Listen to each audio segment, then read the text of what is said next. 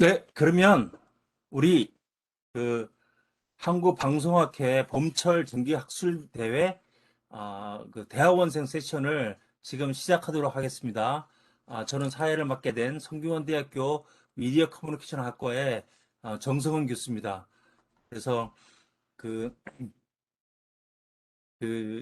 저 잠깐 이야기를 하면은 지금까지 그 석사하고 박사 과정하고 또 여러 논문을 써왔지만 제가 기억하는 가장 힘든 논문이 석사 때 썼던 석사 논문 같아요.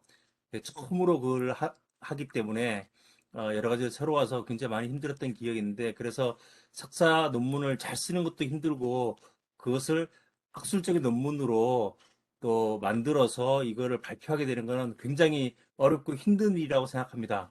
그래서 오늘 그, 이 석사 과정이 있으면서 그, 학술 논문을 작성을 해서 이렇게 발표를 하게 된 세 분의 대학원생들의 발표를 듣게 되었습니다. 그래서 굉장히 기대가 되고 오늘 새 논문인데 순서에 따라서 발표를 듣고 토론을 듣고 각각의 논문에 대해서 그렇게 진행하도록 하겠습니다. 첫 번째 우리 한양대학교에서 지금 석사 졸업 예정인 배현지 학생이 MZ 세대 인스타그램 이용자의 어, 사회 비교, 행동, 뭐 거기에 관련된 논문을 발표하시고 그리고 한국콘텐츠진흥원의 이승희 박사님께서 코멘트 해 주시겠습니다. 그래서 발표는 너무 길게 하지 말고 15분, 그냥 20분, 15분 정도에서 하시면 좋을 것 같고 토론은 5분에서 10분 사이로 하시면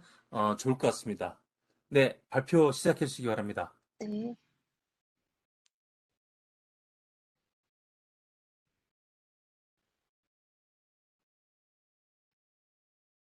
혹시 발표 화면 보이시나요?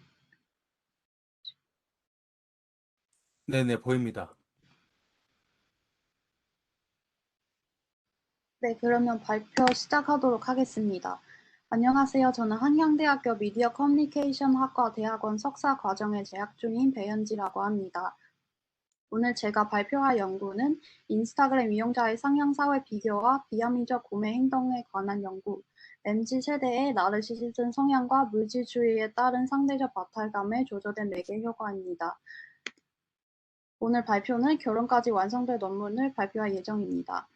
먼저 연구를 시작하게 될 배경과 MZ세대에 대해 간략하게 말씀드리겠습니다.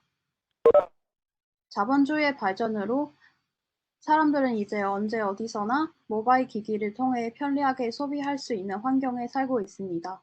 소비를 촉진하는 환경이 발달하여 소비가 권장되는 사회에서 소비자의 욕구는 커지고 추구하는 소비 가치도 다양해지고 있습니다. 소비자들은 이제 단순히 제품이나 서비스의 기능적 가치에 기반을 두고 소비하는 것을 넘어 정체성을 표출하거나 기분 전환하기 위해서와 같이 소비의 상징적 가치와 정서적 만족감 등에 기반한 소비 행태가 나타나고 있습니다. 이를테면 고가 제품을 통해 자신의 사회적 지위나 성공을 자랑하는 과시소비 혹은 자아 개념을 개선하기 위해 동경하는 사람들과 동일시되고자 하는 동조소비 등이 있습니다. 이같이 중거 집단이나 타인을 의식하여 제품의 상징적 가치에 기반한 구매 행동은 자신이 진정으로 원하는 것이 무엇인가를 인지하여 이를 독립적으로 충족시키는 합리적 소비와 반대되는 것으로 비합리적 구매 행동이라 볼 수 있습니다. 오늘날 SNS 사용의 일상화로 인해 이 같은 동조 소비와 과시 소비를 더욱 부추기고 있는 것으로 보입니다. 본 연구는 현재 소비의 중심축으로 부상하고 있는 MZ세대에서 이 같은 동조 소비와 과시 소비가 발현되는 양상을 알아보기 위해 인스타그램을 중심으로 관련 요인을 규명하고자 합니다. MZ세대는 1980년대 초반에서 2000년대 초반까지 태어난 밀레니얼 세대와 Z세대를 합쳐 일컫는 용어입니다. MZ세대에 대한 다양한 특징들이 거론되고 있지만 본 연구는 그들의 구매 행동을 분석하기 위해 다음과 같이 몇 가지 특징에 주목하고자 합니다. 먼저 MZ세대는 개인주의적이고 자기의 성향이 두드러진 세대로 알려져 있습니다. 소비에 있어서 미래를 생각하기보다는 현 시점에서 자신의 행복을 우선시하고 개성 표현을 중시하는 자기 지향적 성향이 나타나고 있습니다. 동시에 SNS의 인플루언서들로부터 접한 정보에 대해 상당한 신뢰도를 보이고 있는데 이들은 기성세대에서 혈연, 지연 등을 중심으로 인간관계를 맺는 것과 달리 공통된 취향이나 관심사를 중심으로 사회적 관계를 형성하고 있습니다. 관심사를 기반으로 온라인에서 배타적인 인적 네트워크를 형성하고 자신과 공통된 취향을 가진 중거 집단과 소통하며 중거 집단을 의식하는 타인 지향적 소비가 인스타그램과 같은 SNS를 통해 또한 나타나고 있습니다. 이처럼 개인주의적이면서도 중거 집단에 의해 영향을 받는 MZ세대의 이중성이 그들의 구매 행동에 어떻게 반영되는지 구체적으로 살펴보고자 이들이 구매 결정을 위한 정보 숙지 채널로 가장 즐겨 사용하고 있는 인스타그램을 중심으로 상향사회 비교와 상대적 박탈감의 영향을 살펴보고자 합니다. 또한 선행 연구에 따르면 상향사회 비교는 무조건 부정적인 정서를 불어일으키는 것이 아니라는 주장에 대해 본 연구에서는 MZ세대에서 두드러진 성격 특성인 나르시시즘 성향과 물질주의 가치관이 상대적 박탈감에 어떻게 영향을 미치는지 확인하고자 합니다. 연구 설계를 말씀드리기에 앞서 본 연구에서 설정한 각 변인들의 조작적 정의와 관계에 대해 간략하게 말씀드리겠습니다. 기존 연구에서도 여러 차례 비합리적 구매 행동에 대한 연구를 수행해왔으나 비합리적 구매 행동에 대해 명확하게 정의되어 있지 않았고 주로 충동 구매, 보상 소비 등과 같은 하위 유형으로 분류하여 각각에 대해 정의를 내리고 있습니다. 본 연구는 소비의 합리성 정의를 바탕으로 그와 반대되는 구매 행동으로 비합리적 구매 행동을 정의하였습니다. 즉, 소비자의 구매 결정이 중거 집단에 의해 영향을 받거나 자신의 경제적 능력을 초과하는 소비, 그리고 사전 계획을 세우지 않은 상태에서의 구매 행동을 포함하는 개념으로 정의를 내리고자 합니다. 이에 하위 유형으로는 동조 소비와 과시 소비로 한정하였습니다. 오늘날 소비자들은 수많은 정보를 효율적으로 처리하고 빠른 의사 결정을 내리기 위해 동조 소비가 나타나는데 또 한편으로는 자신이 동경하거나 동일시되고자 하는 집단의 구성원으로 인정받기 위해 소비 대상물의 상징적 가치에 기반한 동조 소비가 나타나고 있습니다. 요즘 SNS 사용이 소비자 사이에서 보편화되면서 인스타그램 등 채널이 인플루언서의 공동 구매와 같은 판매 채널로 떠오르고 있습니다. 한 MZ세대를 대상으로 실시한 조사에 따르면 MZ세대는 인스타그램에서 인플루언서의 광고에 참여한 이유는 의사결정의 편리성과 선망하던 인플루언서의 라이프 스타일을 동경하기 때문인 것으로 조사되었습니다. 이들은 자신이 이상적이라고 생각되거나 취향이 맞는 인플루언서를 팔로우하며 인스타그램을 통해 지속적으로 그들과 상호작용할 뿐만 아니라 서로 소비 경험을 공유합니다. 이렇듯 인스타그램은 MZ세대에게 소비를 위한 정보 탐색 채널로 주목받고 있습니다. 한편 소비에 있어 개성 표현을 중요시하며 자기 표현 욕구가 강한 MZ세대는 자신의 정체성을 표출할 수 있는 소비를 하는 것에 그치지 않고 이를 인스타그램 등 SNS를 통해 타인에게 자랑스럽게 표현하기도 합니다. 사진 한 장이나 동영상을 통해 게시물을 쉽게 공유할 수 있는 인스타그램 환경에서 콘텐츠들이 특히 과시적 경향이 두드러지는데 과시소비라는 의미를 지닌 플렉스 문화는 인스타그램에서 MZ세대를 중심으로 확산되고 있습니다.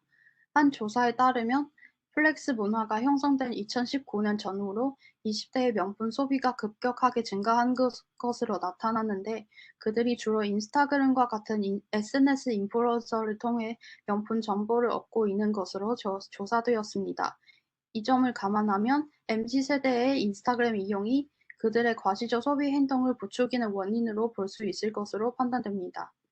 이에 본 연구는 MZ세대가 인스타그램에서 어떠한 이용 경험을 거쳐 동조 소비와 과시 소비로 이어지게 되는지를 규명하고자 상향사회 비교와 상대적 박탈감 두 가지 변인에 주목하고자 합니다. 이미지 기반의 인스타그램 환경에서는 사람들은 자신이 매력적이라고 생각하거나 자신과 공통된 관심사를 가진 사람을 팔로우하며 그들로부터 다양한 정보를 접합니다. 또 인스타그램의 매체 특성상 콘텐츠들이 긍정적 편향성을 가지는데 이는 이용자들이 타인과 상향사회 비교가 끊임없이 일어나게 만들고 이러한 상향사회 비교는 상대적 박탈감과 같은 부정적 정서를 불어일으킨다는 것을 또한 선의 연구를 통해 확인할 수 있습니다. 이러한 부정적 정서는 동조 소비나 과시 소비로 극복하게 된다는 상관관계가 몇몇 선의 연구에서 논의되고 있습니다. 이에 따라 본 연구는 상향사회 비교가 상대적 박탈감을 통해 비합리적 구매 행동으로 이어지는 구조적 관계를 확인하고자 합니다. 한편 상향사회 비교가 반드시 상대적 박탈감으로 귀결되는 것이 아니라는 점은 최근 선의 연구에서 제기되면서 본 연구에서는 MZ세대 인스타그램 이용자의 개인적 성향 및 가치관의 영향력을 살펴보고자 합니다. 우선 나르시시즘 성향은 자신을 사랑하는 대상으로 삼아 스스로 덧칠되는 단편적인 인식과는 달리 이들은 자신이 특별하다는 것을 강조함과 동시에 타인의 관심과 칭찬을 갈구하는 특성을 동시에 지니고 있습니다. 이러한 성향은 우울, 분노와 같은 부정적 정서와 밀접하게 관련된다는 점을 선의 연구를 통해 또한 확인할 수 있습니다. 그리고 물질주의는 소비를 통해 행복을 추구하며 물질적 소유에 대한 욕구가 강하다는 점에서 상대적 박탈감을 증가시킬 수 있는 요인으로 고려됩니다. 따라서 본 연구는 상향사회 비교가 상대적 박탈감에 미치는 영향은 나르시시즘 성향과 물질주의에 의해 조절되는지 확인하고자 합니다. 이상 이론적 논의를 바탕으로 다음과 같이 연구 문제를 설정하였습니다.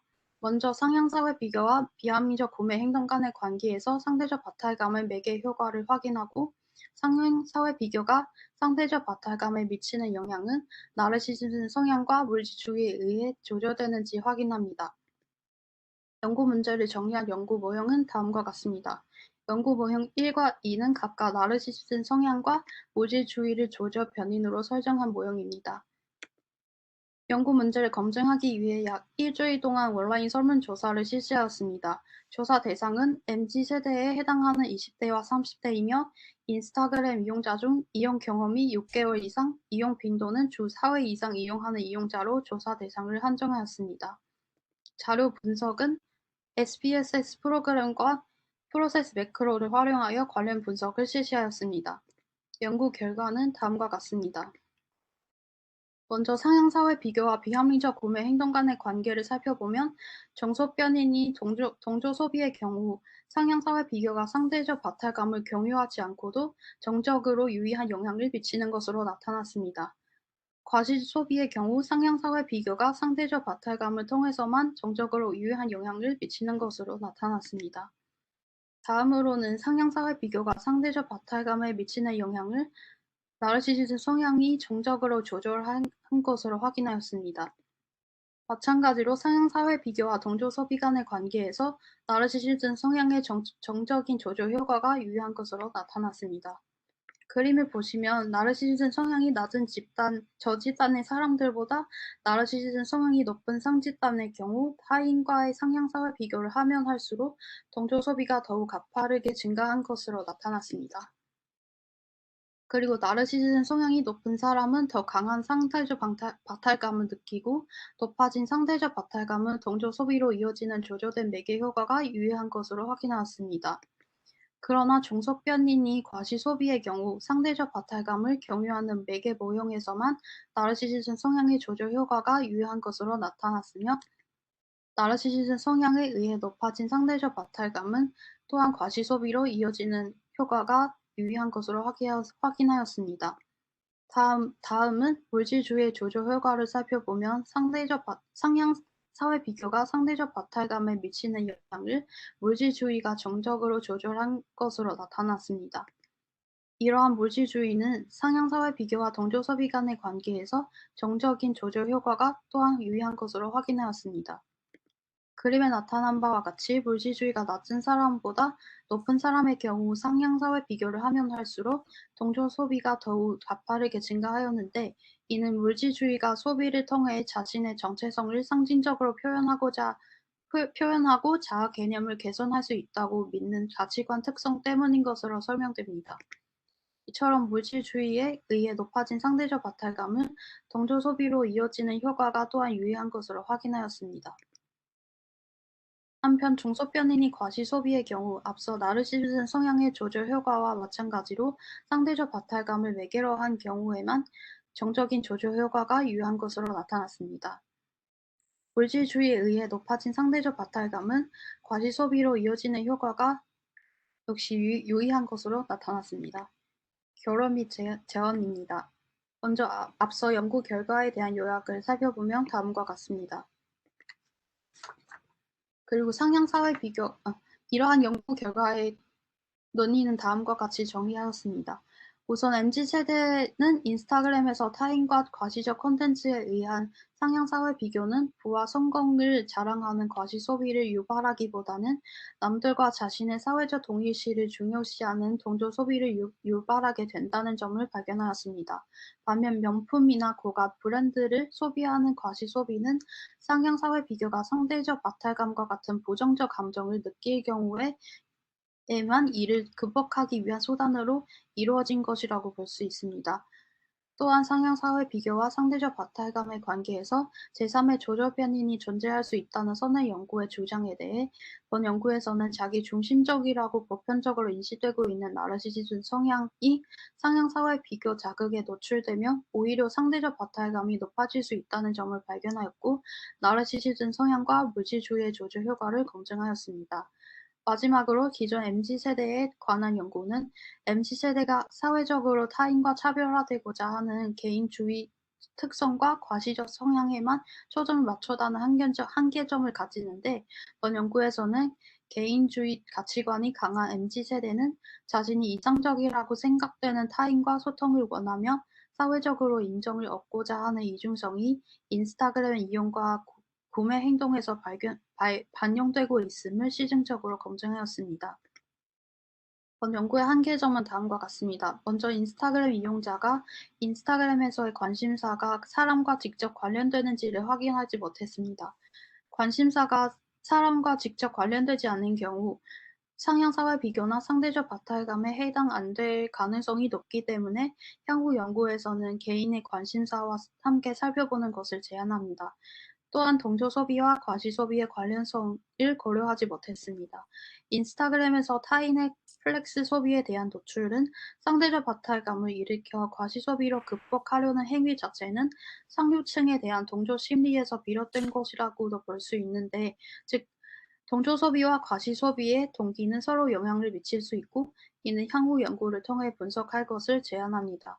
마지막으로는 상향사회 비교가 상대적 박탈감을 통해 구매 행동으로 이어지는 관계에 있어 소비자가 구매하는 제품 유형을 고려하지 못했습니다. 향후 연구에서는 MZ세대의 구매 행동에 대해 외적으로 드러나는 패션, 뷰티 제품 또는 식품 등 제품 유형별로 구분하고 동조 소비와 과시 소비가 나타나는 양상을 살펴보는 것이 더욱 의미가 있는 연구가 될 것이라 생각됩니다. 발표를 여기서 마치겠습니다. 들어주셔서 감사합니다. 네, 발표 잘 들었습니다. 우리 이승희 박사님, 한국콘텐츠진흥원 코멘트 해 주시겠습니다. 네, 안녕하세요. 스크린 공유를 이승입니다. 그만하셔도 될 것 같아요. 배현지 네. 학생, 네. 네, 안녕하세요. 예, 안녕하세요. 이승희입니다. 그, 먼저 발표 잘 들었고요. 되게 재밌는 연구라서 저도 예, 재밌게 읽었습니다. 지금 굉장히 많이 떠신 것 같은데, 예, 첫 발표를 축하드립니다. 제가 읽으면서 제가 그냥 개인적으로 느꼈던 점들을 몇 가지 말씀을 드리려고 하는데요. 이제 뭐, 도움이 되기를 바라는 마음에서 먼저 저는 제목을 되게 중요하게 보는 편인데 네. 지금 그 주신 제목을 봤을 때 제가 이제 읽기 전에 먼저 예상을 했을 때에는 이거는 연구 대상이 MZ 세대고 인스타그램이고 그러니까 독립변인이 뭔지는 일단 제목엔 안 나와 있고 조절 변인이 나르시시즘이랑 물질주의고 매개 변인이 상대적인 박탈감이고 종속 변인이 상향 비교랑 구매 행동이겠구나라고 제가 예상을 했거든요. 근데 읽으면서 보니까 상향 비교가 독립변인이더라고요. 그래서 저는 제목이 약간 상향 사회 비교에 따른 비합리적 구매 행동 이렇게 네. 바뀌면 조금 저는 제목에 그 연구의 내용이 다 들어가야 된다고 하는 편이라서 네. 그러면 좀 더 명확해지지 않을까. 이 연구가 뭐를 보는 연구인지가 좀 명확해지지 않을까라는 생각을 했고요. 그리고 제가 제일 이것도 약간 제목을 보고서 들은 생각인데 왜 MZ세대에 국한이 됐을까? 왜 꼭 인스타를 봤을까에 대해서 앞에 좀 설명을 해주시긴 했지만 조금 더 설득이 필요하다는 생각이 들었어요. 왜냐면 제목에서 MZ세대의 나르시시즘이라고 말씀을 하셔서 이거를 중심으로 보겠다라고 말씀을 하셔서 그러면은 이제 독자 입장에서는 MZ세대의 나르시시즘은 다른 세대의 나르시시즘이랑은 뭔가 다른 건가? 여기에 대한 얘기가 나올까라고 예상을 하게 되거든요. 그래서 왜 MZ세대 를 보는 건지 약간 이런 거에 대해서 조금 더 설득이 좀 더 들어갔으면 좋겠어요. 그리고 사실 제가 생각했을 때, 그러니까 MZ세대가 플렉스를 많이 하는 세대고, MZ세대가 인스타를 많이 하고, 인스타그램이 이미지 중심으로 많이 되어 있어서 더 동조 소비를 많이 일으킬 수 있다라는 거는 동감을 하지만, MZ세대만 비합리적인 구매를 하는 건 아니고, MZ세대만 인스타를 하는 건 아니거든요. 저는 지금 30대인데 인스타 보고 동조 소비 많이 한단 말이에요. 그래서 이런 것들이 왜 꼭 MZ세대 앞에 이론이랑 이런 선행 연구 부분에 많이 쓰셨는데 이게 왜 꼭 이 연구 대상을 왜 이걸로 삼았는지가 조금 더 설득이 됐으면 좋겠다라는 생각이 들었고요.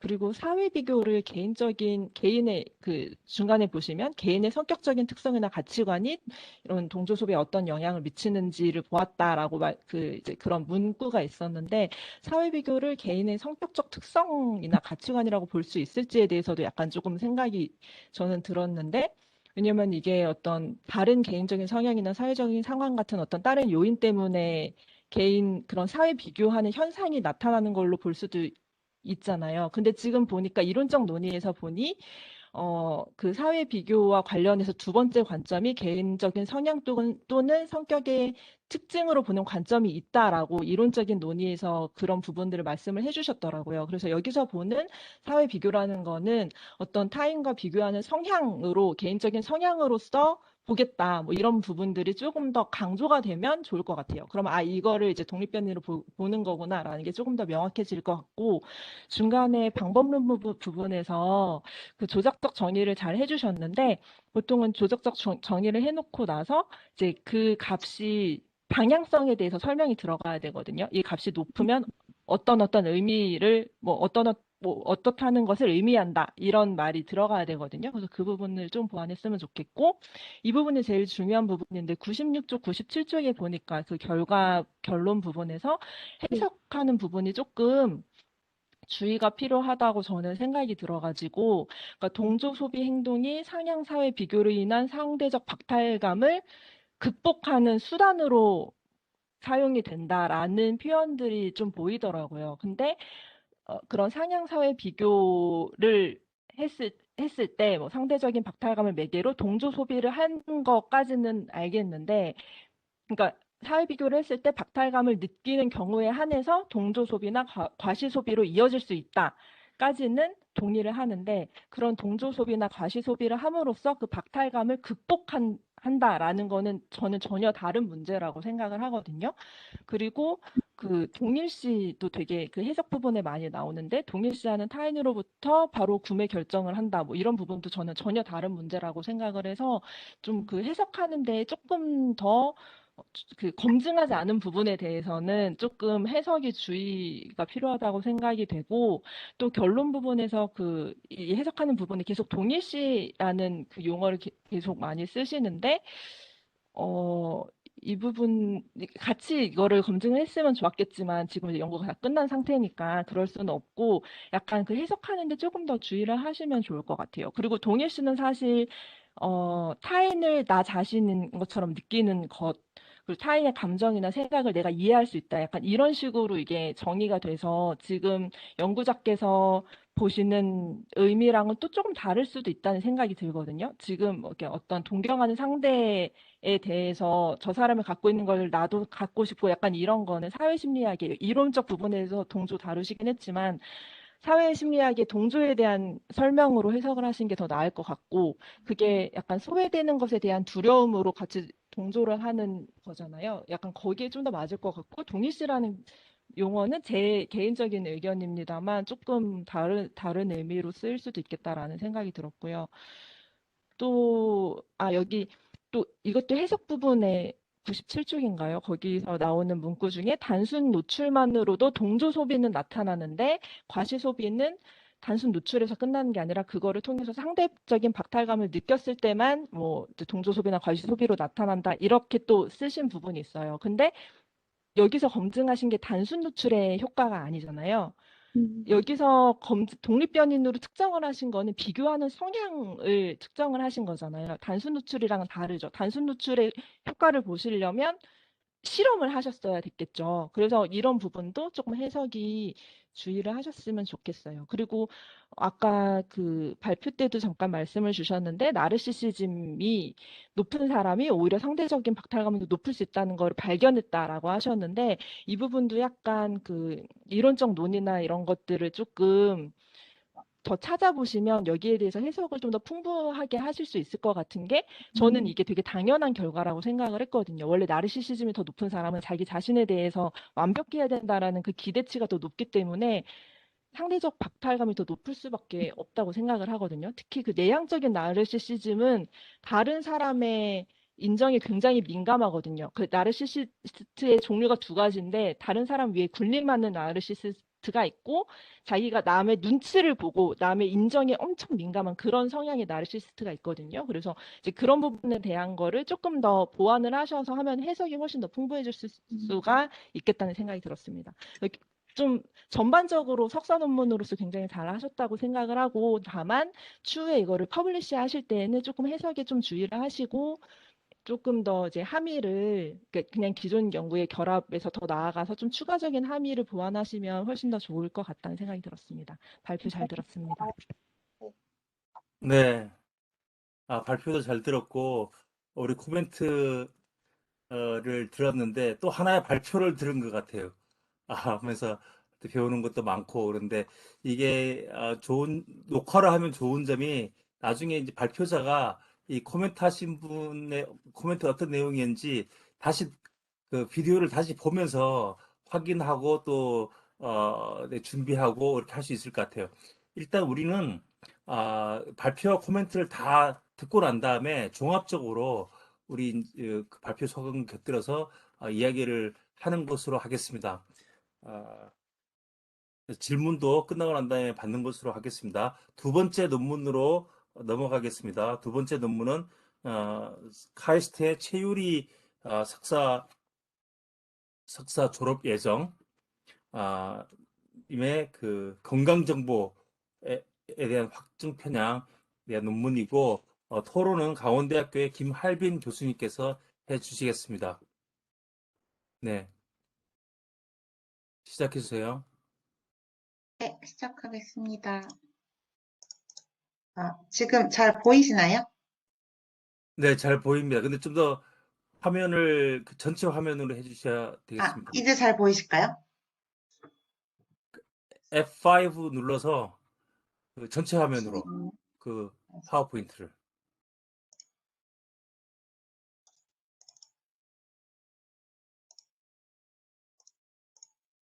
네, 잘 보이실까요? 너무 조그맣게 보여요, 지금.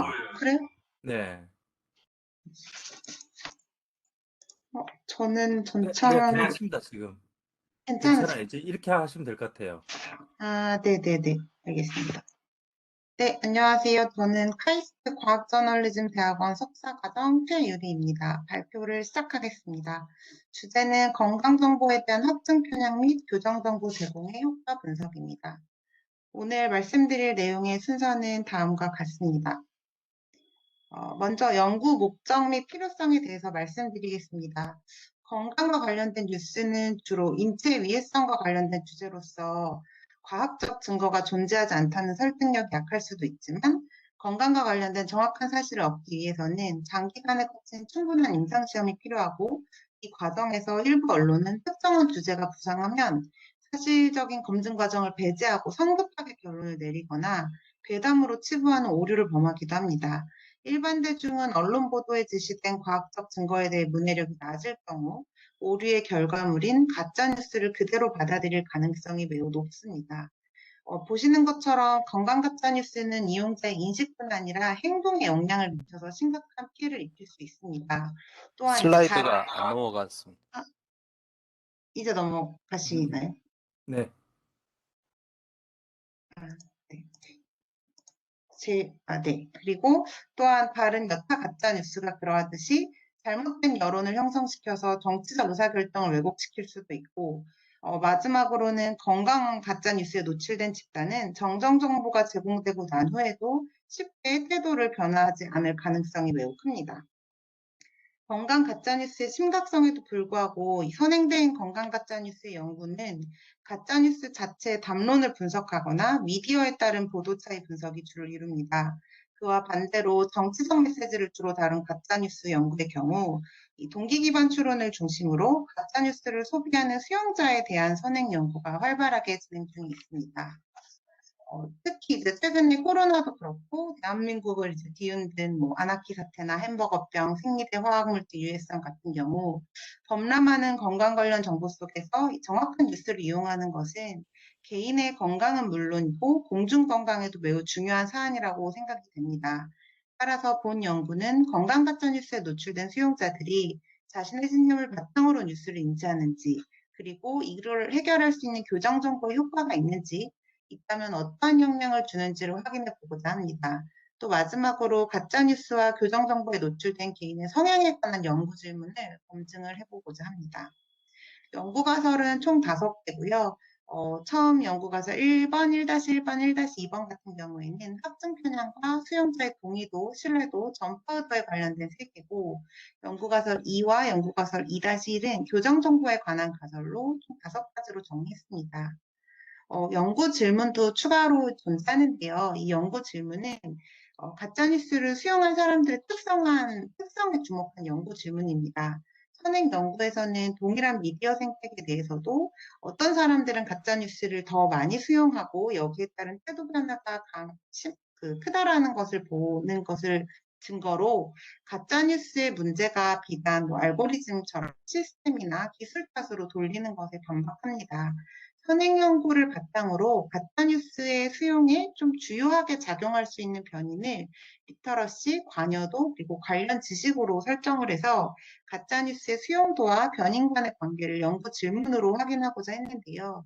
이 3가지를 연구 가설이 아닌 질문으로 놓았던 이유는 선행 연구들을 찾아보니 각각의 변인들이 이 가짜뉴스의 수용도에 대해서 그 관련성이 좀 상반되게 많이 나타났습니다. 뭐 리터러시 같은 경우에는 리터러시가 높을수록 추론 정보 능력이 높아져서 가짜뉴스 식별 능력이 우수하다. 반대로 이게 리터러시가 너무 높으면 오히려 자신의 신념과 일치하는 정보만을 선택할 가능성이 높고 태도가 완고하기 때문에 다른 견해의 뉴스는 받아들이지 않으려고 한다라든지, 관여도도 마찬가지고요.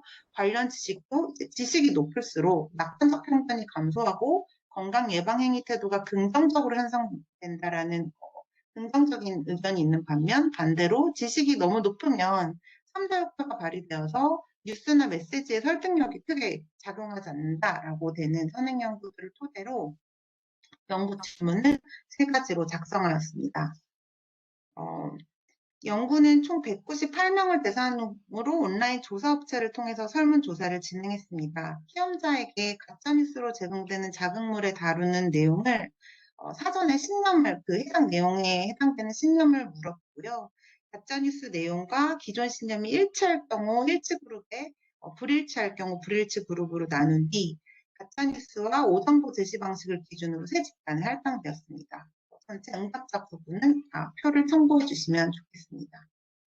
모든 집단에게 제공된 가짜뉴스는 집단 간 찬성과 반대의 의견이 분명히 나뉘고 건강과 관련된 주제로 설정하였습니다. 본 연구에서는 유전자 변형식품 옥수수를 주제로 선정하였는데요.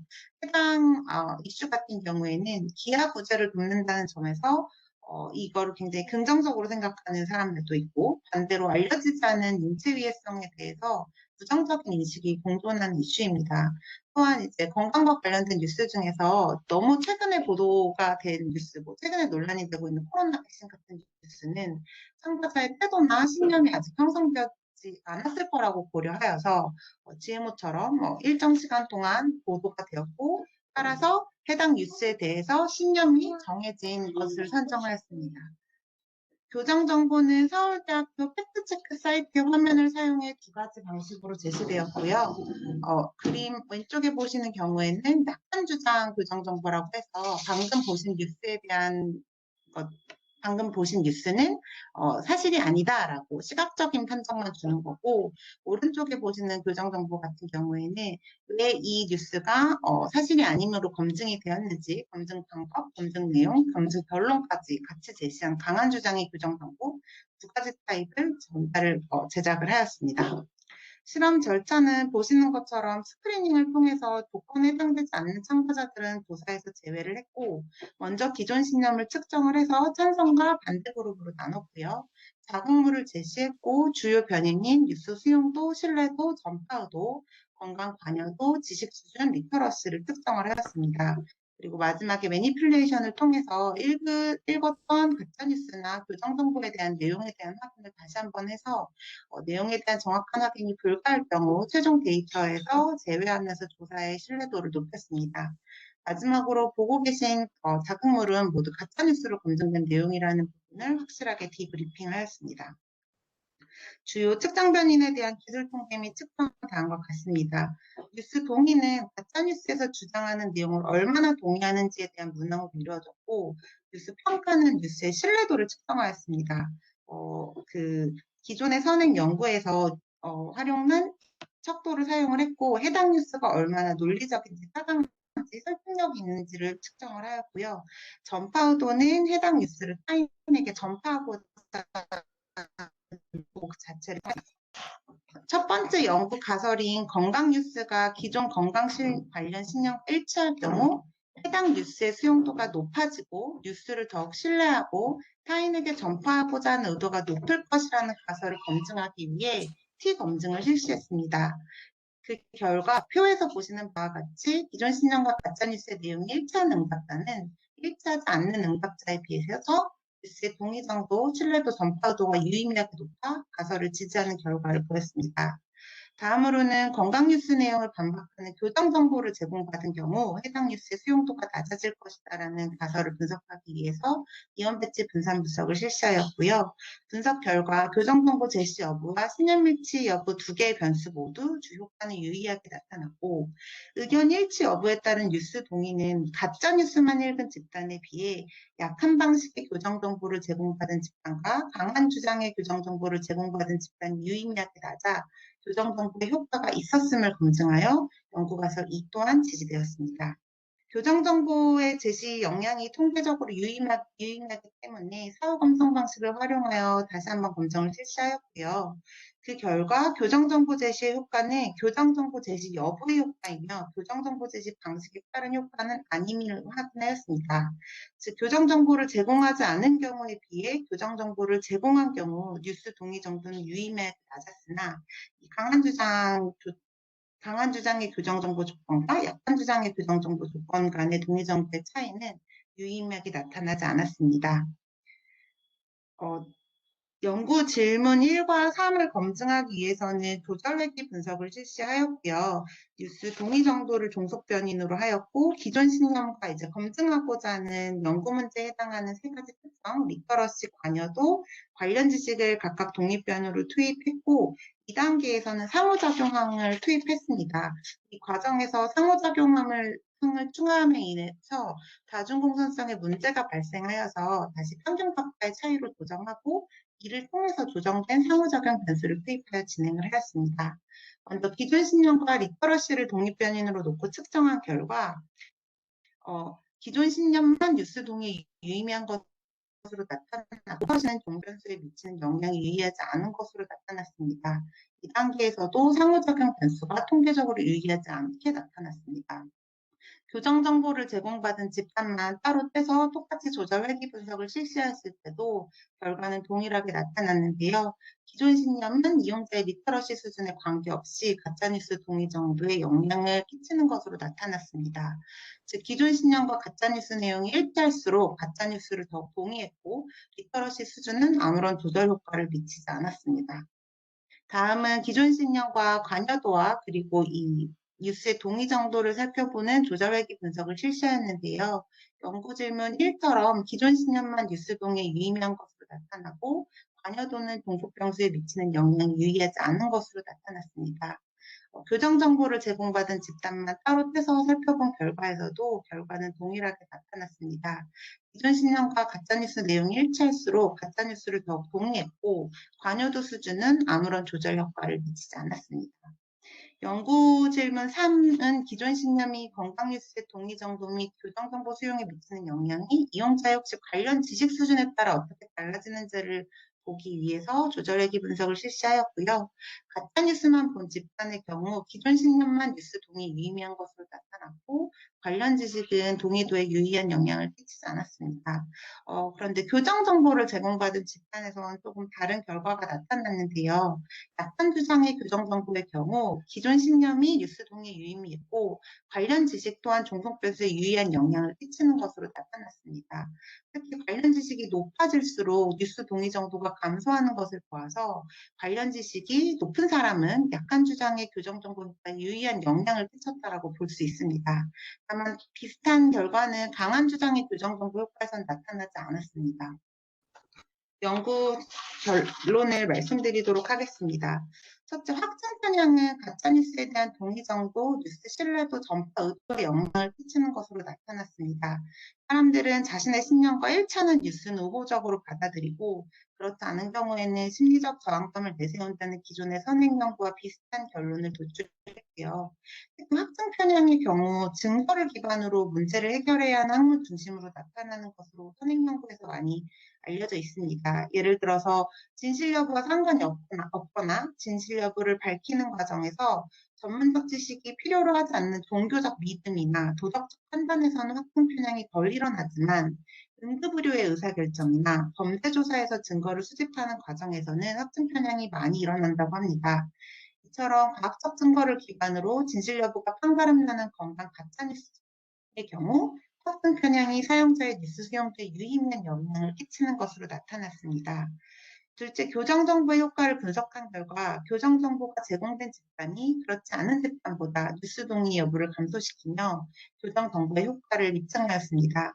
선행 연구에서는 이 교정정보의 효과가 정치나 마케팅 같은 영역보다는 건강의 영역에서 훨씬 효과가 있다는 것이 입증된 적이 있는데요.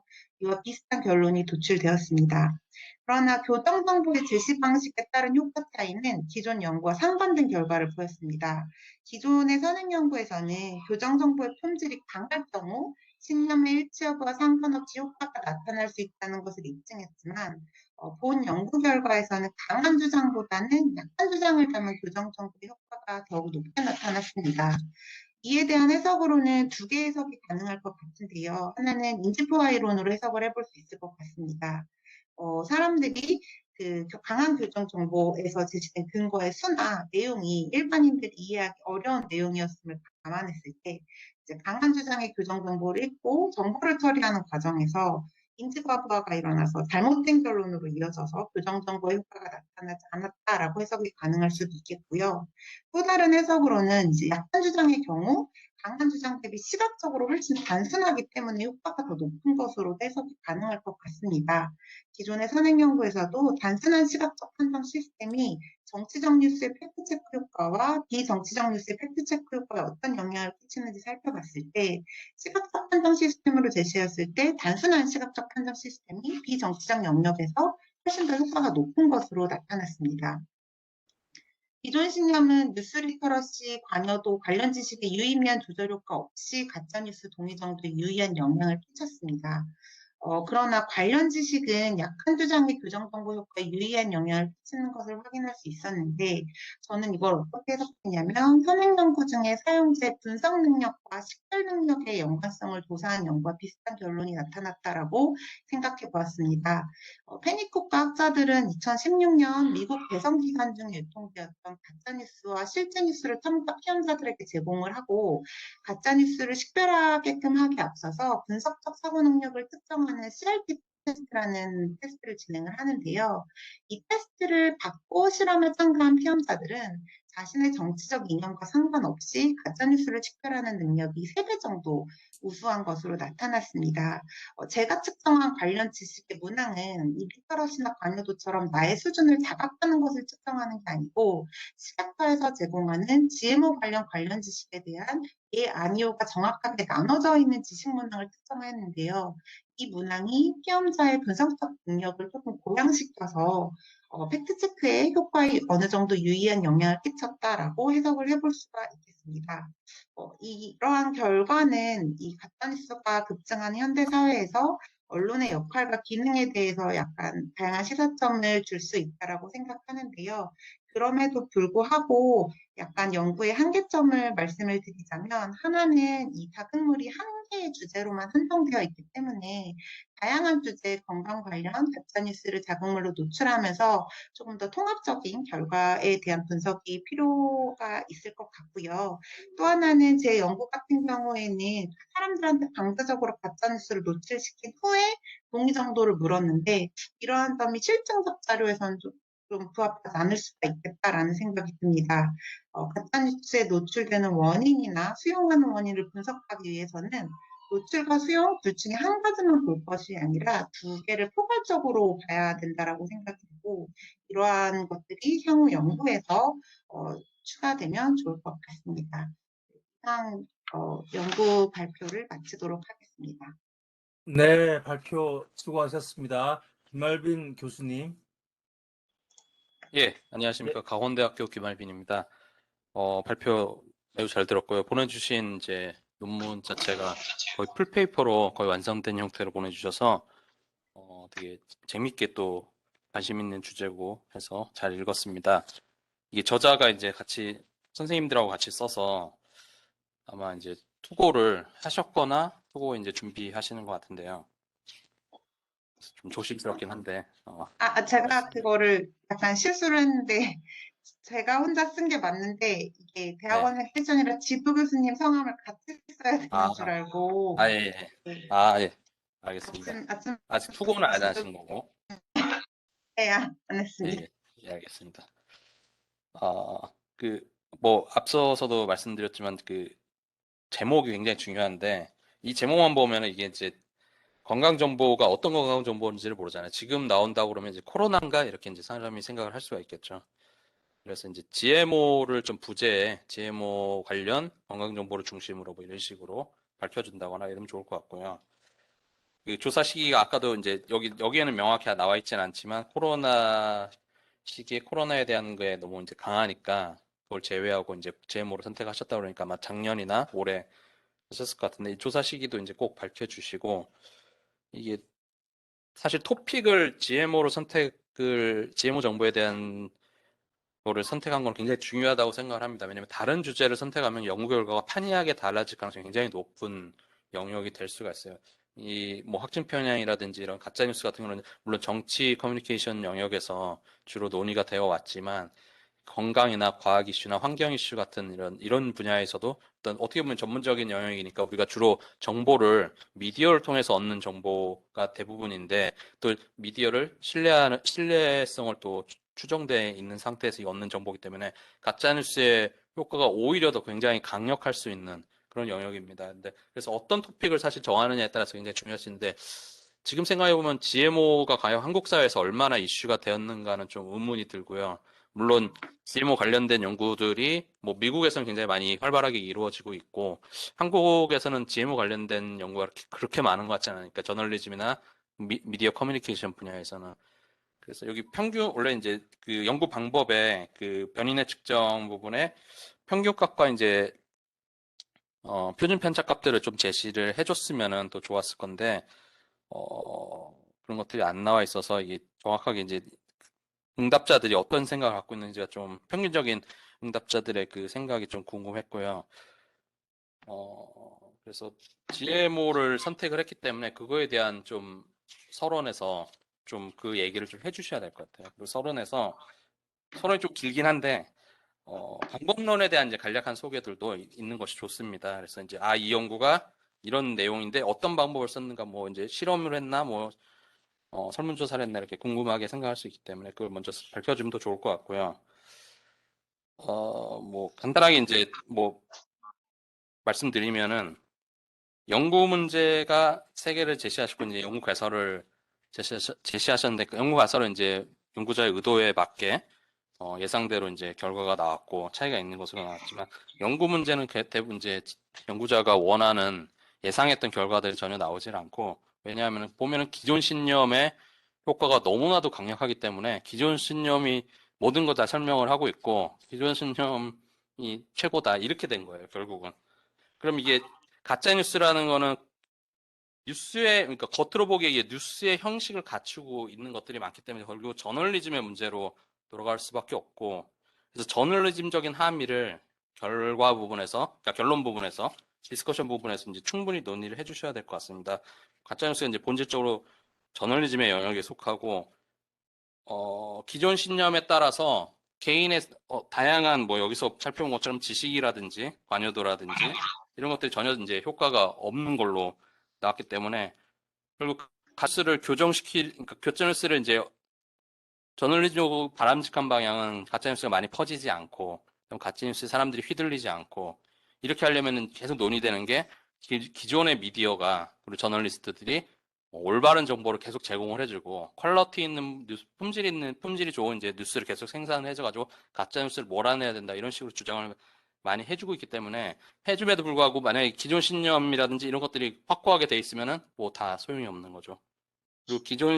그리고 여기서 이제 결과에서 교정 정보를 제공을 할 경우에 어떤 효과가 있었기 때문에 이런 것들도 지금 현재 미디어에 종사하시는 분들, 그다음에 저널리스트들에게 되게 좋은 함의가 될 수 있고 물론 주장의 그 퀄리티에 따라서 좀 차이가 있지만 이것도 GMO라서 그러지 않았을까라는 생각도 들고 이게 신경 쓰면서 먹는 사람 그렇게 많지가 않은 것 같아요. GMO 이슈에 대해서. GMO 이제 확인하고 이제 제품을 구매하고 이런 것도 없으니까 그런 게 있지 않을까 싶은데 어쨌든 결과 부분에서 그런 문제들을 기존 신념이 너무나도 많이 잡아먹는 거에 대한 문제점, 그다음에 저널리즘적인 함의, 교정 정보 제공에 대한 효과로서 앞으로 이제 저널리스트들이 어떻게 해야 되는지 이런 것들 제시해주고 이렇게 사실은 저도 이제 많이 연구를 진행하면서 여러 가지 변인들을 처음에 생각했던 것과 다르게 이제 나오면 이걸 과연 리포팅을 해야 되느냐 말아야 되느냐 이게 고민이 굉장히 많이 되거든요.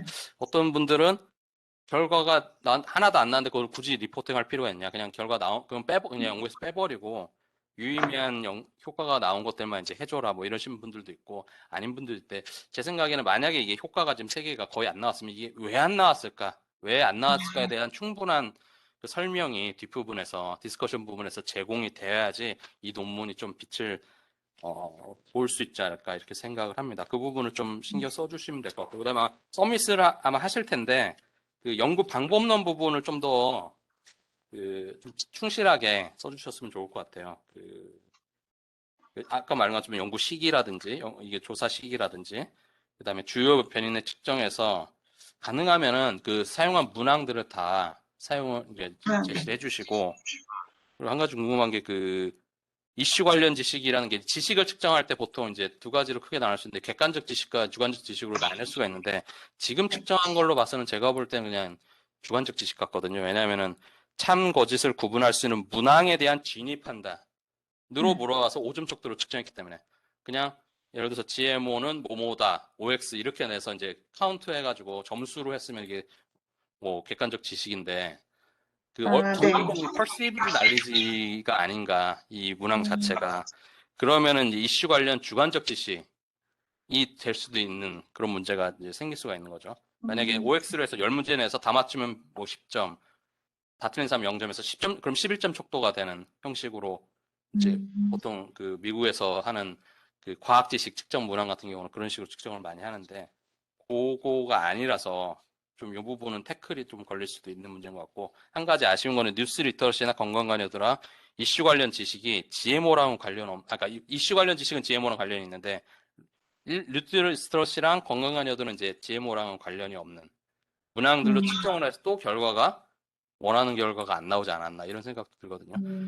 그러니까 GMO 관련된 관여도라든지 GMO 뉴스 관련된 뉴스 리터시 뭐 이런 식으로 좀 측정을 했었으면 좀 결과가 연구자가 원하는 네. 대로 더 나오지 않았을까? 그 부분은 연구 한계에서 좀 밝혀주시면 좋을 것 같고, 한번 그것도 생각을 해보세요. 이거 결과가 잘 안 나온 것에 대해서 원하는 결과 안 나오는 것에 대해서 충분히 설명을 왜 안 나왔는가에 대해서 이제 충분한 디스커션이 될 수가 있으면은 그 부분을 포함시켜 주시고, 그게 아니면 아예 그냥 걷어내는 것도 하나의 방법이 아닐까 그렇게 생각을 네. 합니다. 굳이 이렇게 분량을 많이 할 필요가 없으니까 지금 좀 덜어내더라도 충분히 제가 말씀드린 뭐 연구 방법을 보충하고 그 디스커션을 보충하면 충분히 분량은 나올 것 같으니까 그렇게 해서 다시 조금 고치시면은 굉장히 훌륭한. 저는 석사 때 이 정도는 못 썼습니다. 솔직히 말씀드리면은 박사 약간 과정 중에도 이 정도 못 썼을 것 같은데 굉장히 잘 쓰신 논문이고 꼭 공부를 계속 하셔서 훌륭한 학자가 되셨으면 좋겠습니다. 예, 감사합니다. 감사합니다. 네네. 예, 따뜻한 격려의 말씀까지 잘 들었습니다. 세 번째 논문으로 가겠습니다. 저희가 시간이 좀 많이 가고 있는데 발표는 15분 이내로 핵심적인 내용 중심으로 하시면 좋겠습니다. 네, 세 번째 발표는 이효은 학생, 서울대학교에서 석사를 지금 수료하시고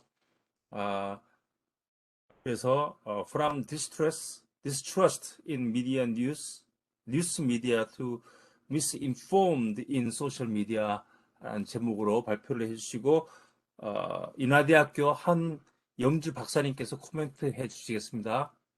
네, 시작하세요.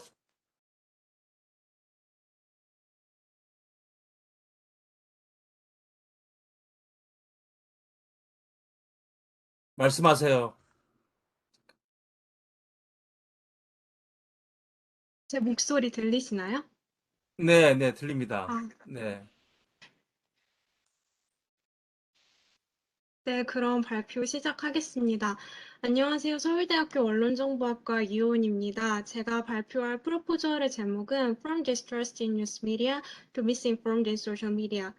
The Moderating Role of Need for Orientation입니다. 현재 완성되지 않은 상태의 논문으로 방법론까지만 발표하는 점 양해 부탁드립니다. 먼저 연구 질문은 크게 세 가지입니다. 첫 번째, 미디어 신뢰가 오정보 습득에 영향을 미치는가입니다. 본 연구에서 미디어 신뢰는 미디어 트러스트뿐 아니라 미디어 크레디빌리티 등을 포함하는 개념으로 정의하였습니다. 또한 미디어 신뢰는 전통적인 뉴스 미디어, 즉 신문이나 TV 등에서 뉴스를 전달하는 매체로 한정해서 측정할 예정입니다.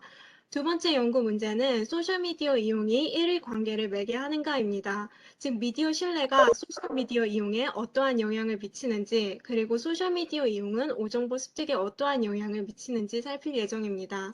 이때 소셜미디어 이용은 하드 뉴스를 습득하기 위해 소셜미디어를 얼마나 이용하는지를 의미합니다. 마지막으로 정양 욕구의 조절 효과입니다.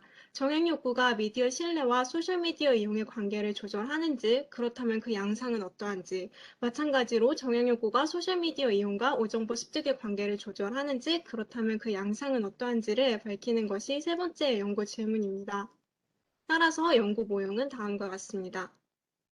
본 연구의 독립변이는 미디어 신뢰입니다. 미디어 신뢰에 주목해야 하는 이유는 다음과 같습니다. 미디어 신뢰 연구는 라디오가 등장하면서 전통 매체에 대한 사람들의 신뢰가 감소한다는 위기의식에서부터 출발하였으나 소스 트러스트에 비해 그다지 주목받지 못하는 경향이 있었습니다. 그 원인 중 하나는 미디어 신뢰에 대한 우려가 과잉되었다는 진단인데요. 2020년 설문은 과거에 비해 미디어 신뢰가 심각하게 손상되었다는 주장을 지지합니다. 전 세계 40개국을 대상으로 한 설문조사에서 평균적으로 오직 38%만이 전통 미디어에 대한 신뢰를 표했습니다. 또한 미국에서 이루어졌던 설문에 따르면 같은 설문 문항에 대해 1968년 미디어에 신뢰를 표한다고 답한 응답자의 비율에 비해 2016년에 신뢰를 표한다고 답한 응답자의 비율이 절반 이하로 떨어진 것을 알 수 있습니다. 특히 한국은 문제가 심각한데 대략 5명 중 1명의 국민만이 미디어를 신뢰하는 것으로 나타났습니다.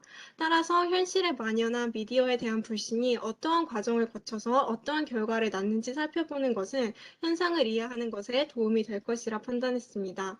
두 번째 이유는 소셜미디어의 등장입니다. 소셜미디어에서는 누구나 뉴스를 생산할 수 있습니다. 뉴스의 형식을 빌려서 전달되는 메시지가 설득력이 상대적으로 더 높게 받아들여지는 까닭에 전통적인 게이트키핑 과정을 생략하고 뉴스를 생산하는 매체도 등장하였습니다.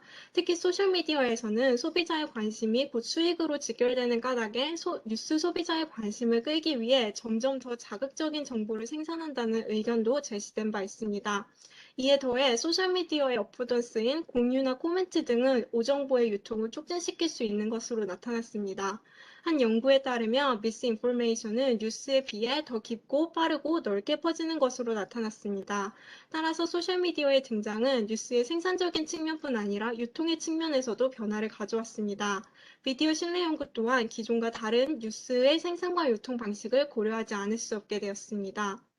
한편 뉴스의 소비 측면에서도 변화하고 있습니다. 한국 이용자의 45%는 주로 유튜브를 통해 뉴스를 습득한다고 대답하였는데요. 유튜브가 모든 소셜미디어 중 가장 높은 비중을 차지하고 있었습니다. 이는 페이스북을 주된 뉴스 소비 매체라고 답한 다른 국가들의 응답자들과 비교되는 한국만의 특이성으로 나타났습니다.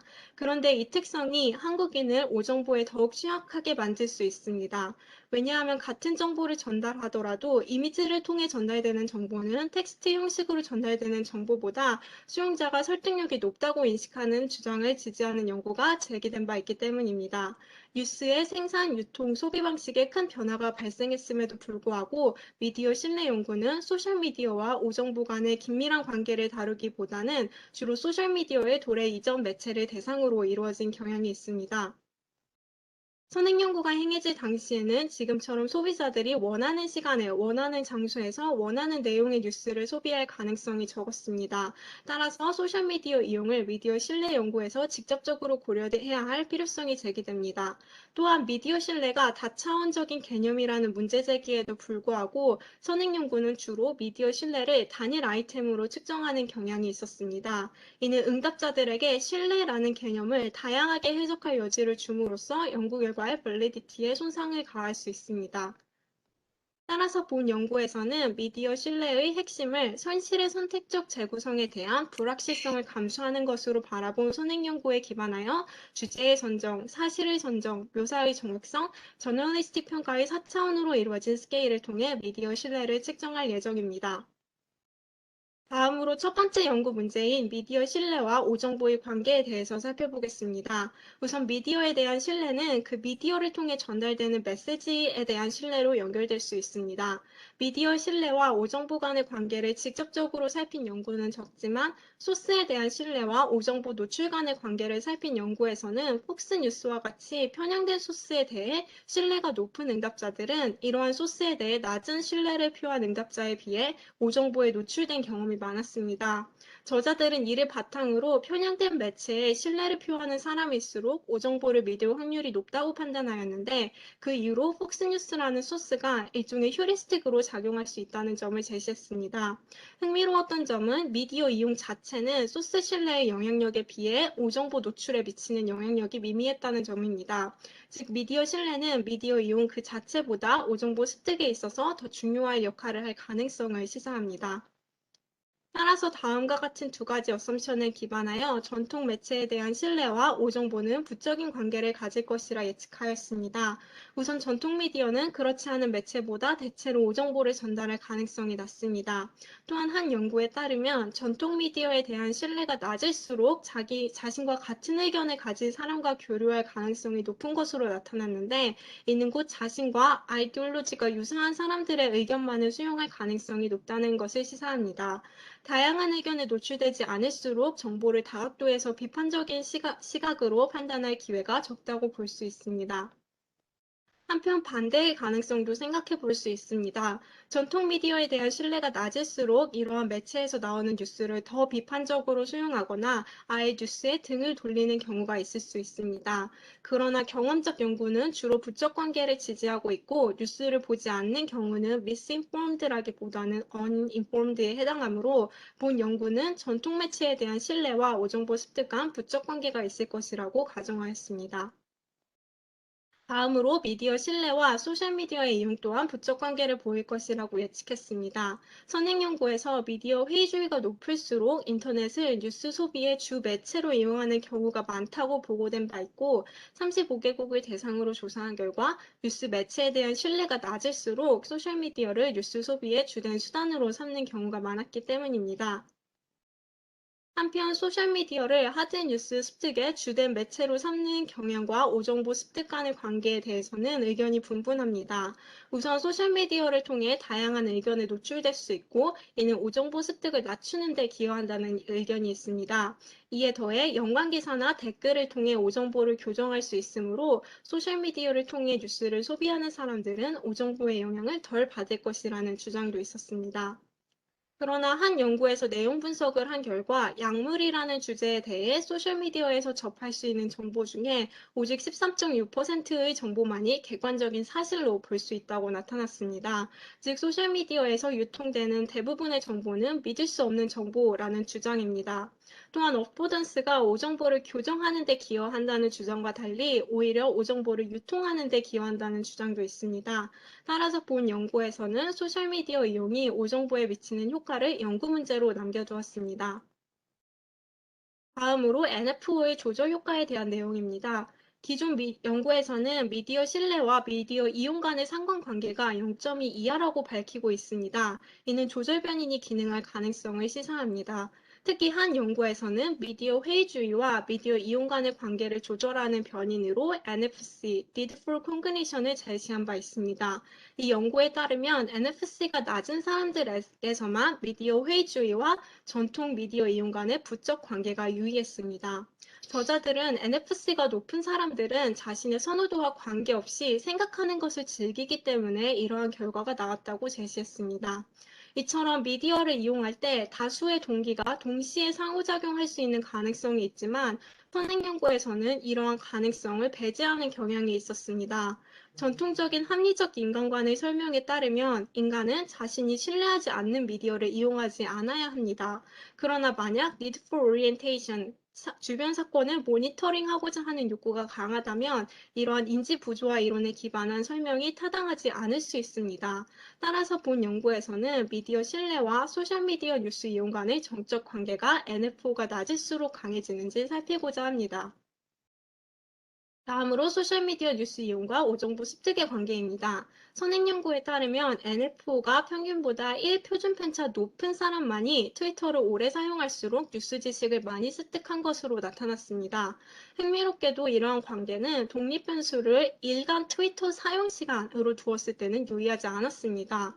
저자들은 이에 대한 원인으로 정보 과다를 들었습니다. 즉 정보의 홍수 속에서 NFO가 높은 사람은 정보 처리에 오히려 지장을 받을 수 있다는 것입니다. 그러나 이 연구에서 정보 과다를 직접적으로 통제하지 않았으므로 본 연구에서는 이를 통제하여 그 효과를 보고자 합니다. 선행 연구에서는 또한 NFO가 높을수록 source credibility와 관계없이 정보를 믿는 경향이 강하며 이들은 정보를 처리할 때 주의를 집중하기 때문에 매스미디어에서 형성하는 아젠다를 쉽게 수용한다는 주장이 제기된 바 있습니다.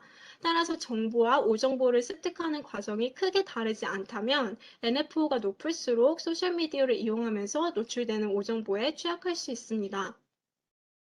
그러나 반대의 가능성도 존재합니다. NFO가 높은 사람은 정보를 보다 체계적으로 처리할 수 있습니다. 또한 집중력에 대한 효과가 아직 합의되지 않았는데요. 만약에 정확성 자체에 대해 집중력이 올라간다면 오정보를 효율적으로 구별할 수 있다는 연구 또한 존재합니다. 따라서 소셜미디어 뉴스 이용과 오정보 습득은 연구 문제로 남겨두었습니다. 이상을 연구 모형으로 표현하면 다음과 같습니다. 이를 위계적 회귀 모형과 헬스의 프로세스 매크로 모델을 이용하여 분석할 계획입니다. 감사합니다. 네, 발표 잘 들었습니다. 한용주 박사님 코멘트 부탁드립니다. 네, 네, 들리세요? 네네. 네. 네, 이효은 선생님 발제 잘 들었습니다. 사실 그 페이퍼에서 나타나지 않은 거를 PPT에서 좀 정리를 더 해주셔서, 연구가 좀 정리가 좀 더 된 것 같아요. 발제문 보내줬을 때보다는 조금 더 된 것 같은데, 발제를 읽으면서 제가 드는 생각은, 최근 이 뉴스미디어가 다양한 매체나 또 그 형태가 매우 다채로워지면서 정보 전달 체계가 이전과 매우 다른 흐름을 보입니다. 그래서 이용자 측면에서는 또 플랫폼을 많이 사용하게 되면서 이제 기술적인 혜택을 얻고 또 이런 측면들이 뉴스 수용에서의 이용자의 접근성이나 편의성을 굉장히 높였지만 또 한편으로는 이용자들이 원하는 정보만 습득할 수 있는 그런 역효과 문제도 발생하고 있는데 이런 측면에서 이 논문에 대한 주제가 굉장히 흥미로웠고 또 앞으로 결과가 또 어떻게 도출될지도 궁금했습니다. 근데 이제 연구자 본인도 계속 업데이트를 하실 예정이고 하니 제가 방향 설정 부분이나 참고되실 부분 정도로만 논의를 해서 전달해 드리고자 합니다. 지금 제가 받은 이 발제문 보면서 사실은 인트로덕션 부분에서 아직 논문이 완성되지 않았으니 추후 보완될 것이라고는 생각이 되지만 이 인트로덕션 부분에서의 연구의 필요성이 잘 드러나지 않는 것 같아서 좀 아쉬웠어요. 그래서 전체 방향성이라든지 이 연구가 무엇을 강조하고 있고 앞으로 어떤 연구들이 전개되어야 될지에 대한 부분들이 조금 더 정리되고 보완이 되면 좀 좋을 것 같다는 생각이 들었습니다. 서론 부분 마지막에 보시면은 연구자께서 관련 연구가 거의 없어서 이 연구가 필요하다라고도 이제 주장을 하셨는데 사실 관련 내용의 연구가 미비하기 때문에 연구하는 것도 하나의 필요성이 될 수가 있지만 연구자께서 주로 집중적으로 살펴보는 미디어 신뢰나 이 뉴스 미디어 신뢰 부분이 왜 지금 이 시점에서 필요하고 중요한지를 조금 더 언급하실 필요가 있을 것 같다 생각이 들었습니다. 이론적 배경 부분에서는 지금 발제에서는 사실 잘 연결돼서 이해를 할 수가 있었는데 이게 라이팅 하신 부분에서는 각각의 소제목으로 이루어진 단편적인 이론적 배경이라고 조금 느껴졌어요. 그래서 유기적으로 조금 더 연결하는 부분을 보강을 해야 하지 않을까라는 생각이 들고요. 이것들이 나중에 연구 문제와 가설 도출 부분에서도 조금 연결이 부족하지 않나라는 생각이 들어서 그 부분에 대한 보완도 좀 필요할 것 같습니다. 예컨대 몇 가지 부분만 좀 제가 짚어보면요. 첫 번째 소제목으로 제시한 미디어 트러스트 as a driving force 부분에서 보면 서드 부분에서 텍스트 기반의 뉴스랑 영상 뉴스, 전체 소셜미디어에 대한 부분에 대해서 얘기를 하는데 발표를 듣고서는 사실은 정확히 인지를 했습니다. 그리고 또 뒤에 가서도 뒤에 이 논문 뒤에 말미에 가서 이게 텍스트 기반의 주축으로 한 뭐 트위터라든지 페이스북을 중심으로 살펴보겠다라는 연구자의 의지를 알 수가 있었는데 앞부분에서 이런 부분에 텍스트 기반인지 비디오 기반인지 아니면 전체 미디어에 대한 뉴스 문인지에 대해서 약간 정리가 모호해서 읽을 때 조금 이 연구가 파악하고자 하는 뉴스 부분이 무엇인지에 대한 혼란감을 좀 주기도 합니다. 아까 연구자께서 말씀하셨듯이 유튜브로 뉴스 습득하는 것이 한국인의 되게 특성이다라는 이야기를 하셨어요. 그리고 본문에서도 7페이지에 as YouTube primary delivers information 그래서 이렇게 유튜브는 주로 동영상 정보를 전달해서 한국인이 가짜 뉴스를 믿는 것이 더 쉽다라는 이야기를 하셨는데 아까 발표에서도 이야기했듯이 이미지보다는 영상이 굉장히 직관적이라서 이러한 현상이 이루어지는 것 같습니다. 근데 거기에 관련된 구체적인 연구 내용이라든지 그 주장을 좀 보완할 만한 내용이 더 들어갔다라면 좀 좋을 것 같습니다. 사실 기성 매체와 다르게 이런 소셜 미디어가 게이트 키핑 역할이 좀 부재하고 자극적인 이슈를 뽑아내는 그 연구자의 내용에 다수 동의합니다. 그래서 이 가짜뉴스가 사실이라고 믿는 부분도 이런 부분에서 이용자들이 흥미 위주로 이슈를 찾아내고 그것을 수용하는 과정에서 나타나기 때문에 그런 부분이 되게 나타나는 것 같습니다. 그래서 이런 부분에 대한 근거를 조금 더 보완해서 쓰시면 좀 좋을 것 같다는 생각이 들었고요. 두 번째 미디어 트러스트 앤드 미스인폼드라는 부분에서 미디어 신뢰와 잘못된 정보 간의 관계를 서술하고 계십니다. 8페이지 부분에서요. 근데 본문 말비에서 The current research will improve 해서 first, second에서 나눠서 이전 연구의 문제점과 한계점을 나열하면서 어떤 초점으로 내가 이 연구를 이끌어갈지에 대한 부분을 조금 더 상세하게 설명을 해주셨으면 좋겠어요. 그래서 지금은 좀 한계점 부분만 서술이 되어 있는 것 같아서 이 연구에서 주로 이 한계점을 가지고 좀 더 보완해서 나는 어떤 부분을 보실 거다라는 이야기를 좀 해주셨으면 좋겠고, 그 뒷부분에 보면 측정 부분에 대해서도 좀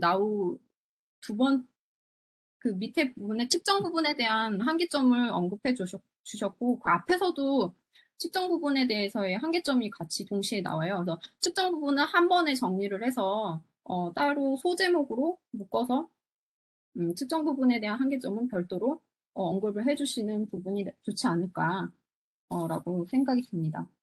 그리고 용어에 대한 혼재가 좀 있어서요.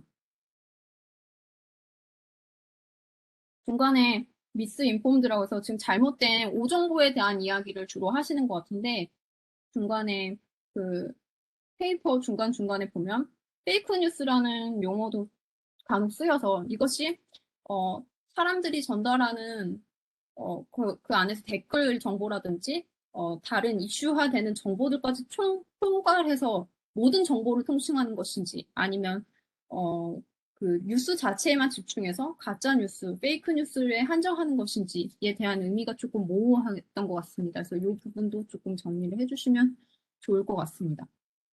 그리고 소제목 부분에서 다 하드 뉴스라고 언급을 하셨는데, 그냥 제 개인적인 입장에서는 이 연구가 소프트 뉴스와 하드 뉴스를 비교해서 보는 연구가 아니기 때문에 하드 뉴스라는 그 제목은 굳이 사용을 안 하셔도 되지 않을까라는 생각이 들었고요. 연구 대상 선정에서 현재로서는 제가 페이퍼를 봤을 때는 내용의 설명이 조금 다소 모호하게 제시되어 있다라는 생각이 들었습니다. 왜냐하면 뒷부분에 측정과 연구 대상에 대해서 설명을 하면서 예시 부분으로 코비드-19이랑 부동산 정책, 보궐선거 이슈를 제시하셨는데, 이 이슈 같은 경우에는 사실 되게 이질적인 성격의 이슈라서 이 범주적인 부분에서의 동일성을 갖기가 좀 어렵다고 생각이 들었습니다. 왜냐하면은 코비드-19은 재난적인 이제 보건이나 질병적인 성격을 갖고 있고, 부동산 같은 경우에는 경제적인 이슈를 갖고 있고, 또 보궐선거 같은 경우에는 정치적인 이슈에 더 가깝기 때문에 이것을 한꺼번에 다 살펴보고 한국의 이슈로서 다 한꺼번에 보고 비교를 하기에는 굉장히 까다로울 수 있다고 생각이 들었습니다. 그래서 이용자들도 뉴스 선택이나 수용에서 이런 뉴스의 성격에 따라서 그래도 질병이나 이런 재난의 성격을 가진 뉴스는 나의 안전과 직결되어 있기 때문에 조금 더 엄격하게 신뢰적인 부분을 측정하거나 받아들이는 데 있어서도 더 엄격하게 볼 수 있는 가능성이 더 크다고 생각이 들었습니다. 다른 이슈들보다요. 그래서 이 이슈를 한데 묶어서 한국의 이슈로서 다 비교하는 것은 조금 무리가 있지 않을까, 범주가 너무 모호하거나 넓지 않을까라는 생각이 들어서 범주 구분을 차라리 재난이면 재난에 관한 이슈, 동일 이슈를 가지고 비교를 해보시면 더 재밌는 결과가 나오지 않을까라는 생각이 들었습니다. 기타 세세한 부분인데요. 너무 세세한 부분까지 이렇게 다 안 하셔도 될 것 같습니다. 마지막으로 네네. 마지막으로 소셜미디어 환경에서의 뉴스에 대한 내용을 하면서 굉장히 아쉬웠던 점은 사실 이 소셜미디어가 갖고 있는 환경적인 특성이 배제가 되어 있고, 뉴스의 사용이라든지 그 안에서 생성되는 잘못된 정보에 대한 수용, 이런 쪽에만 지금 초점이 두어 있고, 그 노출과 뭐 이용, 이런 쪽에만 지금 관심이 두고 있는 것 같습니다. 사실 이 뉴스 노출 과정에서 단순히 노출된다고 이용되는 게 아니라 알고리즘이나 큐레이션 같은 이제 기술적인 특성, 지금 연구자께서 선정하신 트위터나 페이스북 같은 경우에는 이용자 편의에 의해서 지속적으로 선별적으로 사용할 수 있도록 이런 기능들이 있는데 이 연구에서는 그런 것들이 어떻게 고려될 것인지 아니면 어떻게 만약 통제한다면 통제를 어떻게 할 것인지에 대한 부분이 조금 궁금했습니다. 이상입니다. 네. 코멘트 잘 들었습니다. 우리 코멘트 해주신 분들이 또 여러 가지를 또 세세하게 잘 질문도 많이 하시고, 도움이 될 만한 이야기를 많이 하신 것 같아요. 그래서 우리 발표자님들께 그 질문들이나 아니면 그 논평에 대해서 답변할 기회를 드려야 되는데, 그거 뭐 전부 다 할 필요 없이 본인이 꼭 거기서 답변하고 싶은 질문이라든지 뭐 핵심적인 것만 하시면 될 것 같아요.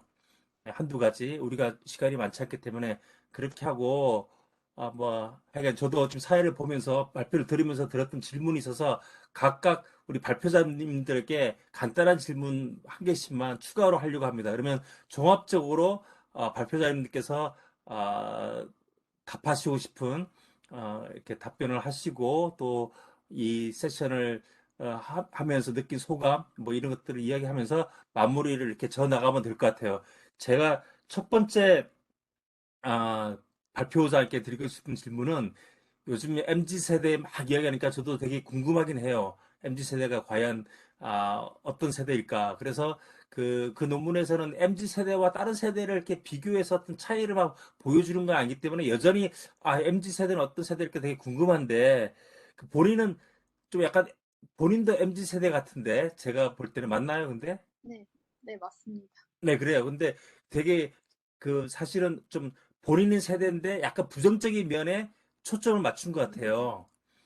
근데 뭐 긍정적인 면이라든가 또 이렇게 뭔가 다른 세대와 굉장히 구별되는 어떻게 좋게도 볼 수 있는 면들도 그 본인 세대들은 그거를 자기 정체성으로 갖고 있을 것 같아요. 그래서 본인이 생각할 때 MZ 세대로서의 또 우리는 이러한 세대다. 이러한 어떤 특수성이 있는데 뭐 이런 점에서 이것이 또 뭐 긍정적으로도 긍정적으로 보여줄 수 있다라는 점이 있으면은 그것도 한번 이야기를 해주시면은 좋을 것 같다는 생각이 들고, 두 번째 발표하신 논문은 그거는 저기 뭐죠, 풀페이퍼를 보내줘서 제가 여러 가지를 자세히 읽어봤는데 드리고 싶은 질문은 그 가짜 뉴스를 하고 나갔는데 그게 교정 정보가 있는데 되게 재밌는 게 뭐 약한 교정 정보가 있고 강한 정보가 있는데 이렇게 뭐 결과가 이렇게 나왔어요. 근데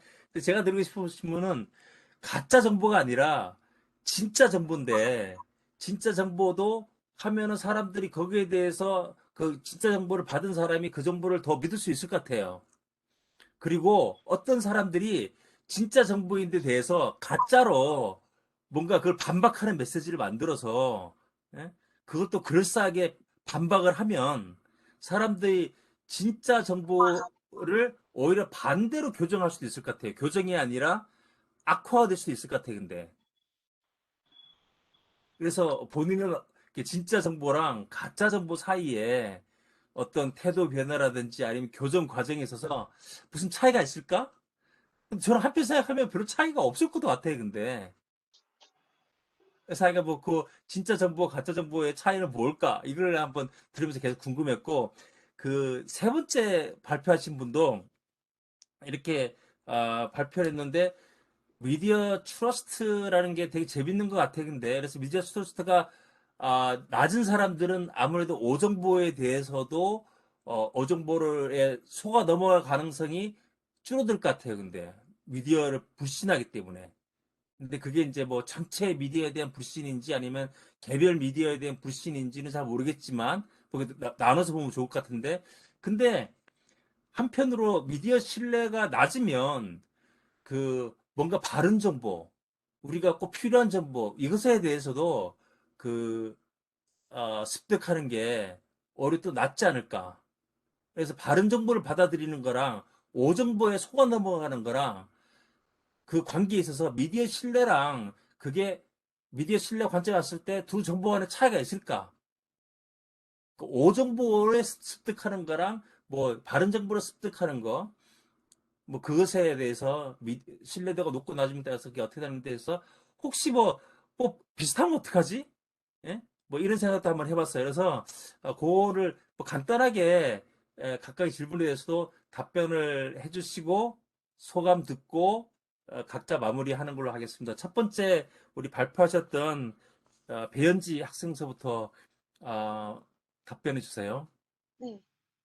방금 MZ 세대의 어떤 긍정적인 측면이 있는지를 물어봐 주셨는데, 저는 MZ 세대는 기성 세대에 비해서 정치와 사회적 이슈에 대해 기존 세대와는 조금 다른 방식으로 더욱 적극적으로 참여하려는 모습을 보이고 있는데, 예를 들면 얼마 전에 인플루언서 인블리의 기업에서 자신의 브랜드 생산하는 호박즙의 곰팡이 사건을 폈다는 사건을 발생하였는데, 이러한 기업의 부정적인 이슈가 발생했을 때 해당 기업이 차단하는 그런 행동이 적극적으로 보인다는 점에서 어, 추후 연구를 통해서 조금 더 면밀하게 살펴보고 MZ 세대를 MZ 세대에게 선택받기를 원하는 기업들에게 이러한 조금 더 유용성이 있는 연구가 진행되는 것이 더 의미가 있지 않을까 생각이 듭니다. 그리고 먼저 많이 부족한 논문에 대해 토론자님께서 되게 코멘트를 세세하게 해주심에 대해 감사하다는 말씀을 드리고 싶습니다. 저도 연구를 진행하면서 나르시시즘 성향이나 이러한 사회 비교 그리고 구매 행동 간의 관계는 반드시 MZ세대 사이에서만 나타나는 것이 아니라는 생각을 많이 했었는데요. 주시는 조언에 대해서 더 많이 고민을 하고 보다 면밀한 이론적 논의를 바탕으로 논문을 발전시키도록 하겠습니다. 감사합니다. 네, 감사합니다. 최유리 학생. 네. 그, 네, 아까 김하빈 교수님이 좋은 코멘트랑 질문 많이 해주셔서 더 묻고 싶은 게 있었는데 나가시는데. 나갔어요. 네. 아니, 여기다 남기세요, 여기다가. 교수님께서 우선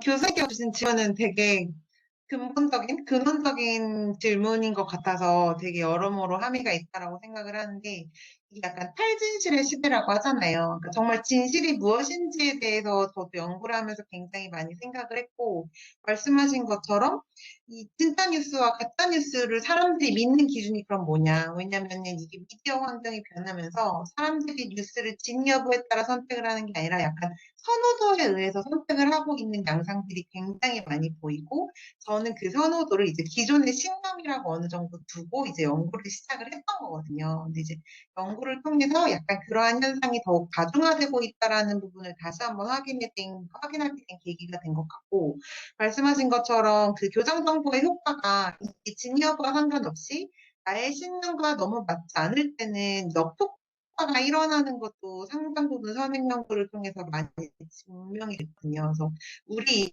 머릿속에 있는 신념을 만들어내는 데에는 특히 제가 보고자 하는 이 건강과 관련된, 보건과 관련된 부분에서는 미디어의 역할, 저널리즘의 역할이 정말 중요하다라는 부분이 저 또한 이제 종사자지만 그런 부분에 대해서 굉장히 많이 생각을 하게 됐습니다. 그래서 약간 저는 이거를 골드타임이라고 표현을 했는데 제 논문에서는 이제 사람들이 어떤 특정 주제에 대해서 특히 이렇게 보건이나 의료처럼 막 급증하게 되는 새롭게 떠오르는 이슈에 대해서 자기가 어떤 관여도, 그게 뭐 진짜 진여부에 따라서 관여도를 갖게 되는 데는 언론의 역할이 굉장히 중요하고, 우리가 그 골든타임을 잘 지켜서 올바른 지식과 올바른 관여도를 형성시켜 놔야만 이 사람이 그 이후에 해당 주제에 대한 뉴스의 선택적 노출, 해독, 수용, 동의 이런 것까지 모두 다 연결되어 있다. 그리고 아까 이제 뭐 다른 연구자도 말씀하셨듯이 미디어 환경이 완전 변했기 때문에 이거는 타인에 대한 전파 의도, 타인을 설득하는